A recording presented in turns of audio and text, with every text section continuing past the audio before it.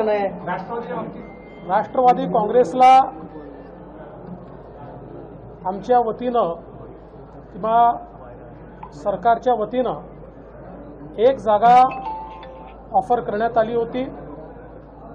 राज्यमंत्री स्वतंत्र प्रभार अशा प्रकारे ही जागा त्यांना देण्यात आली होती, परंतु त्यांचा आग्रह असा होता की आमच्याकडनं श्री प्रफुल्ल पटेल यांचं नाव फायनल आहे आणि ते आधी मंत्री राहिलेले आहेत, त्यामुळे त्यांना आम्हाला राज्यमंत्री स्वतंत्र प्रभार हे करता येणार नाही।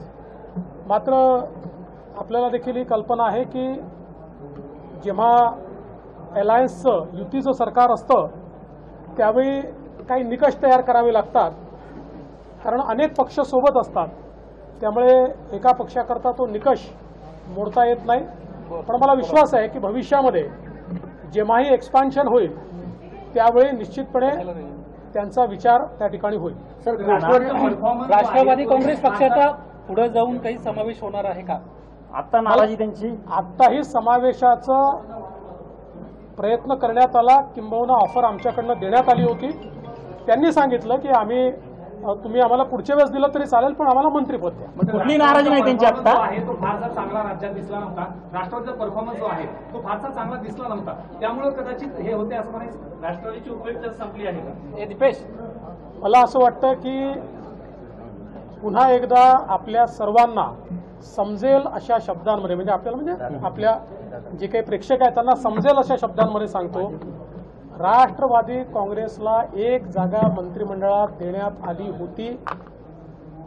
राज्यमंत्री स्वतंत्र प्रभार ही जागा त्या ठिकाणी देण्यात आली होती।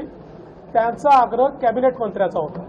राज्यमंत्री स्वतंत्र प्रभार हा कॅबिनेट मंत्र्याप्रमाणेच असतो, पण त्यांची देखील अडचण होती की कॅबिनेट मंत्री पदावर राहिलेला माणूस त्यांना राज्यमंत्री स्वतंत्र प्रभारावर आणता येत नव्हता।